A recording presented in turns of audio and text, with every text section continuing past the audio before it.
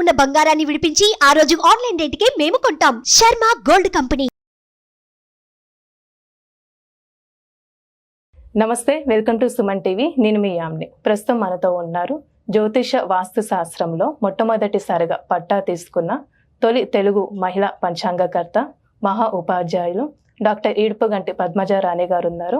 అమ్మతో మాట్లాడదాం. క్రోధినామ సంవత్సరంలో అసలు 12 రాశుల వారికి ఏ విధంగా ఉంటుంది, ఈ విషయాలు కూడా మనం అడిగి తెలుసుకుందాం. అమ్మతో మనం మాట్లాడదాం. నమస్తే అండి. నమస్కారం. మీ క్రోధినామ సంవత్సరంలో అసలు కర్కాటక రాశి వారికి ఏ విధంగా ఉంటుంది, అలానే ఈ రాశి వారికి సంబంధించి ఆదాయం కానీ, వ్యయం, రాజపూజ్యం, అవమానం గురించి తెలియచేయండి అమ్మా. ముందుగా మనం ఈ రాశి ఫలితాలు తెలుసుకునేటప్పుడు కూడా కొన్ని ముఖ్యమైన విషయాలు కూడా ఇక్కడ మనం తెలుసుకోవాలి. మొట్టమొదటిగా ఏంటంటే, ఈ రాశి ఫలితాలు అనేటప్పుడు గ్రహ సంచారం ఎలా ఉంది, ఎందుకంటే ఇది గోచార ఫలితాలు ఇవి కాబట్టి గ్రహ సంచారం ఎలా ఉందన్నది ప్రతి రాశి మనం తెలుసుకుంటాం. రెండోది వచ్చేటప్పటికి ప్రతి వ్యక్తికి జన్మ జాతకం అని ఒకటి ఉంటుంది. అంటే పుట్టినప్పుడు జాతకం వేయిస్తారు, దాన్ని బట్టి వాళ్ళకి ఏ దశలు నడుస్తున్నాయి, అంతర్దశలు నడుస్తున్నాయి, అది ప్రధానంగా సాగుతూ ఉంటుంది. చాలామంది వేసుకునే ఉంటారు. కాబట్టి దాన్ని బట్టి ఏదన్నా అంటే నడిచే దశలు ఏంటి, అంతర్దశలు ఏంటి అన్నవి చూసుకుంటూ పెడతారు.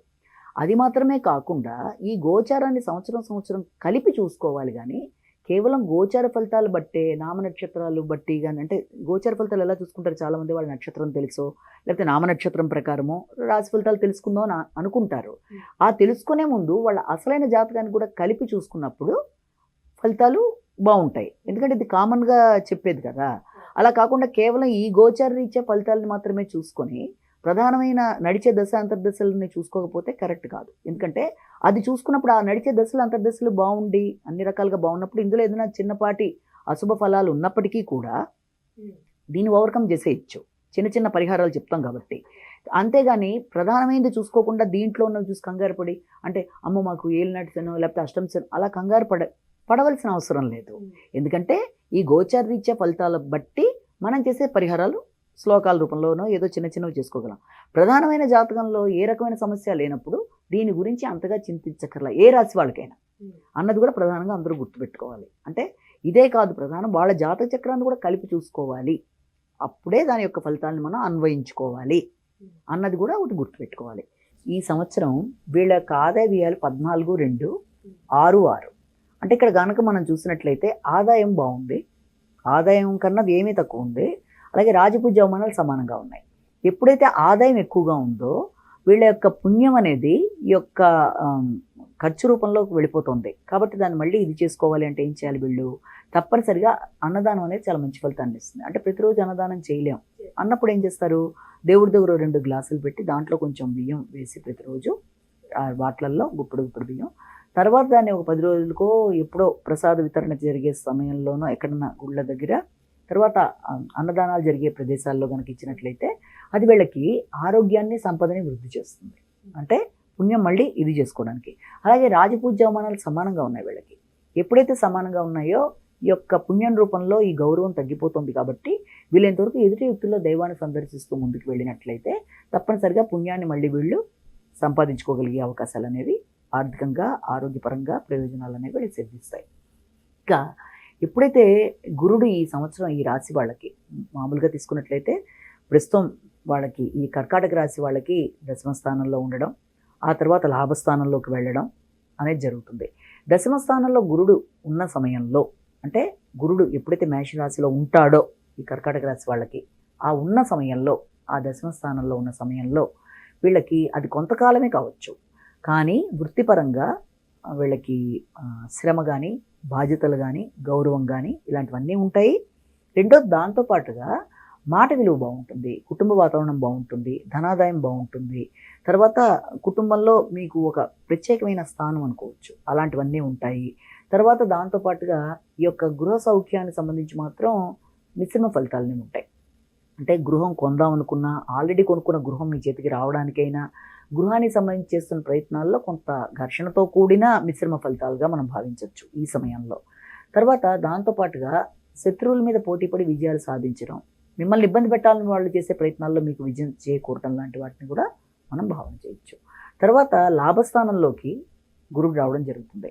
ఈ లాభస్థానంలోకి వచ్చి సంవత్సరం అంతా అందులో ఉన్న సమయంలో వృషభ రాశిలోకి రావడం, అది శత్రుక్షేత్రం కావడం, లాభస్థానం కావడం వల్ల దానివల్ల ఏం జరుగుతుంది అంటే శత్రువులతో పోటీ పడి మీరు విజయాలు వీళ్ళు సాధించినప్పటికీ కూడా సాధిస్తారు ఖచ్చితంగా, కానీ చెప్పుకోదగినంత ప్రయోజనకారిగా అంటే శ్రమకి తగిన ప్రతిఫలం ఉంటుంది.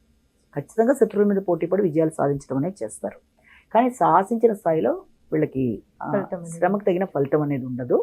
అలాగే జన సహకారం అనే విషయంలో కూడా ఆశించిన స్థాయిలో ఉండదు, కొంత తగ్గడం, ప్రయాణాలు అనేవి చేయడంలో కొంత ఇబ్బందులు లాంటివి, వ్యక్తుల సహకారం తగ్గడం, దానివల్ల కొంచెం ప్రశాంతత అనేది కూడా వీళ్ళకి తగ్గుదల రూపంలో ఉంటుంది. సంతాన విషయంలో కూడా అధిక వ్యయాలు, వాళ్ళకి సంబంధించిన విషయాల్లో ఎక్కువ ఆలోచనలు, ఇలాంటివన్నీ వాళ్ళకు ఉంటాయి. ఉపాసనా బలం కూడా బాగుంటుంది, కానీ ఏదో ఘర్షణ, ఏదో చికాకుతో మనసు ప్రశాంతత అనేది మాత్రం కొద్దిగా తక్కువగానే భావించవచ్చు. ఇక దాంతోపాటుగా ఏంటంటే సామాజిక అనుబంధాల విషయం వచ్చేటప్పటికి మాత్రం వీళ్ళకి ఎప్పుడైతే ఈ యొక్క గురుడి దృష్టి ఈ రాశి వాళ్ళకి ఈ సప్తమ స్థానాన్ని మీద, అది కూడా నీచదైన సప్తమ స్థానాన్ని చూడడం జరుగుతుందో, సాంఘిక సంబంధాల్లో లేకపోతే జీవిత భాగస్వామి దగ్గర ఎక్కడైనా సరే మీ స్వార్థంతో వల్ల, వీళ్ళ స్వార్థం వల్ల కొంత ఆ రకమైన గౌరవాన్ని తగ్గించుకునే పరిస్థితులు ఏర్పడతాయి. అంటే ఆ రకమైన భావనలు వస్తాయి, అవతల వాళ్ళకి స్వార్థంలాగా అభిప్రాయం కలిగేట్టుగా ఉంటాయి వీళ్ళ యొక్క ఆలోచనలు. దానివల్ల ఆ రకమైన భావనలు కలిగే అవకాశం ఉంది, ఇతరులకు గౌరవం తగ్గే అవకాశం ఉంది వీళ్ళ మీద. ఆ విషయంలో జాగ్రత్తలు తీసుకోవాలి. ఇక ముఖ్యంగా ఈ కర్కాటక రాశి వాళ్ళ విషయం తీసుకుంటే వీళ్ళకి అష్టమ శని నడుస్తుంది. అష్టమ శని ఎప్పుడైతే నడుస్తుందో వీళ్ళ విషయంలో ఆరోగ్య విషయంలో శ్రద్ధ అవసరం. అంటే అది స్వక్షేత్రమే కావచ్చు శనికి, కానీ దానివల్ల మాత్రం ఖర్చులు ఎక్కువగా ఉంటాయి, కొంత ఆందోళన, కొద్దిగా చిరాకులు, తర్వాత ఖర్చులతో పాటు ఈ యొక్క ఆరోగ్య విషయంలో ప్రత్యేకమైన శ్రద్ధ తీసుకోవాలి. అది కూడా వీళ్ళకి ఏంటంటే ప్రశాంతత తక్కువగా ఉంటుంది, వృత్తి విషయంలో కూడా ఘర్షణాత్మకంగానే ఉంటుంది, వృత్తిపరంగా చాలా కష్టం మీద ఆ పనులు పూర్తి చేయడం మొత్తానికి అలాంటివన్నీ జరుగుతూ ఉంటాయి, కొత్త బాధ్యతలు ఉంటాయి, శ్రమ అధికంగా ఉంటుంది. ఇక దాంట్లో కూడా రావాల్సినంత గుర్తింపు నాకు రావటం లేదు, మిగిలిన వాళ్ళకి ఇలా ఉందనే తెలియని బాధ అనేది వీళ్ళకి కొంత ఉంటుంది. రెండోదిగా అష్టమ శని ప్రభావం వల్ల స్థిమితం తక్కువగా ఉంటుంది.